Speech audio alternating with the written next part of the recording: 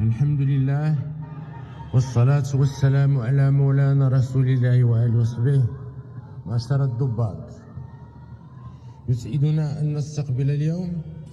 الفوج الجديد من خريجي المدارس والمعاهد العسكرية والأمنية والترابية لأداء القسم أمام جلالتنا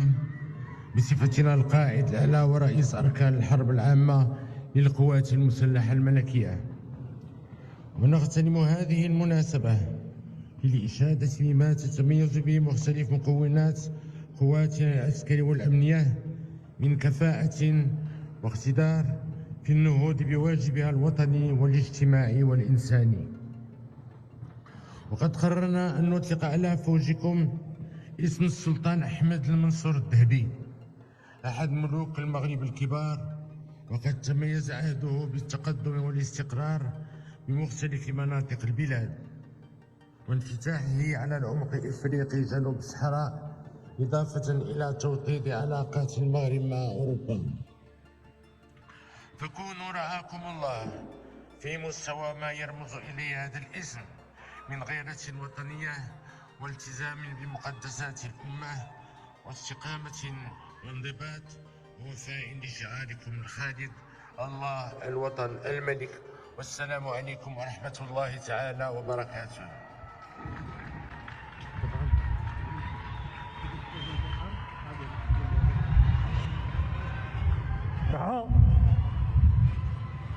لكم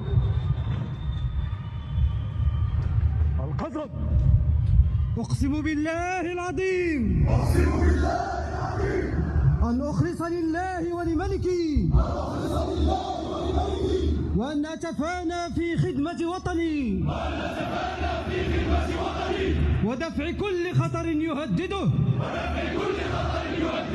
وأن أنفذ أوامر قائد الأعلى صاحب الجلالة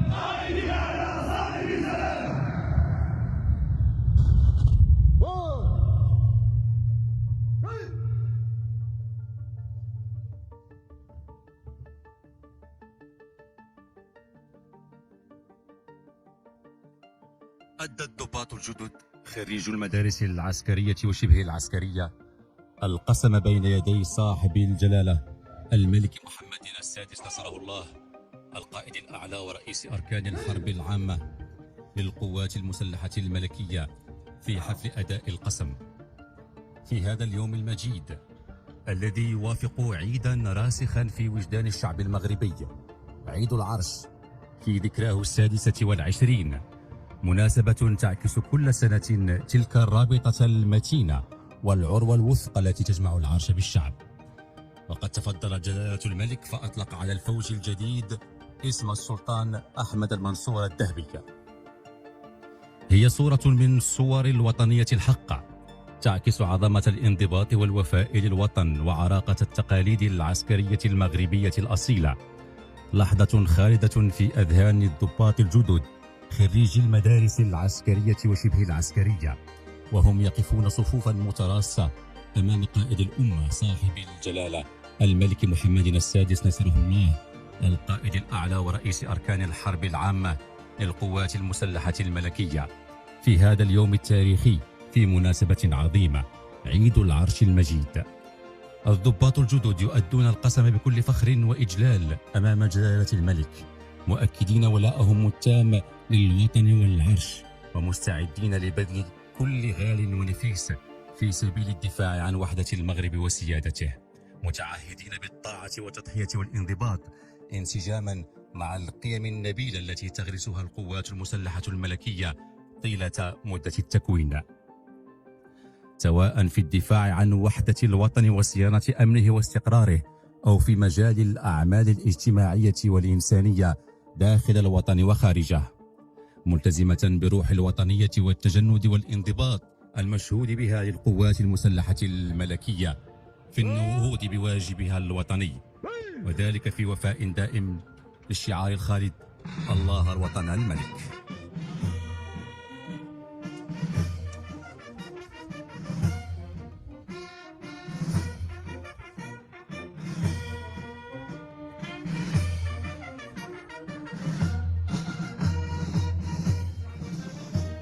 عقب أداء القسم يقوم صاحب الجلالة القائد الأعلى ورئيس أركان الحرب العامة للقوات المسلحة الملكية مرفوقا بصاحب السمو الملكي ولي العهد الأمير مولاي الحسن وصاحب السمو الملكي الأمير مولاي رشيد بتحية أعلام القوات المسلحة الملكية، قبل أن يستعرض جلالته مختلف أفواج الضباط التي أدت القسم. وينتمي الضباط المشاركون في مراسم أداء القسم هذه السنة إلى الأفواج المتخرجة سنة 2025 التابعين للمدارس العسكرية الأكاديمية الملكية العسكرية، المدرسة الملكية الجوية، المدرسة الملكية البحرية، والمدرسة الملكية للخدمات الطبية العسكرية، والمدارس والمعاهد شبه العسكرية، المعهد الملكي للإدارة الترابية، المعهد الملكي للشرطة، المدرسة الوطنية للوقاية المدنية، المدرسة المحمدية للمهندسين، المدرسة الوطنية الغابوية للمهندسين، مدرسة التكوين الجمركي، وأكاديمية محمد السادس الدولية للطيران المدنية. كما يضم هذا الفوج ضباط السلك الخاص وضباط الصف الذين تمت ترقيتهم إلى رتبة ضابط سنة 2024، والضباط الذين لم يتسن لهم أداء القسم في السنوات الفارطة المنتمون إلى القوات المسلحة الملكية والدرك الملكي والقوات المساعدة. وبهذه المناسبة يتفضل صاحب الجلالة بمنح الرتب الجديدة لعدد من الضباط الذين تمت ترقيتهم برسم سنة 2025. وكان صاحب الجلالة القائد الأعلى ورئيس أركان الحرب العامة للقوات المسلحة الملكية قد استقبل يوم الثلاثاء بالقصر الملكي بتطوان لجنة الترقية في رتب أفراد القوات المسلحة الملكية، الدرك الملكي، الحرس الملكي، والقوات المساعدة. وبهذه المناسبة قدمت لصاحب الجلالة خلاصات ونتائج أشغال لجنة ترقية الضباط وغير الضباط برسم سنة 2025. وكان صاحب الجلالة قد أقر على جدول الترقية لسنة 2025 المتعلق بأفراد القوات المسلحة الملكية والدرك الملكي والحرس الملكي والقوات المساعدة، وأعطى تعليماته السامية بإبلاغ تهاني جلالته إلى الذين تم ترقيتهم، وحث كافة أفراد القوات المسلحة الملكية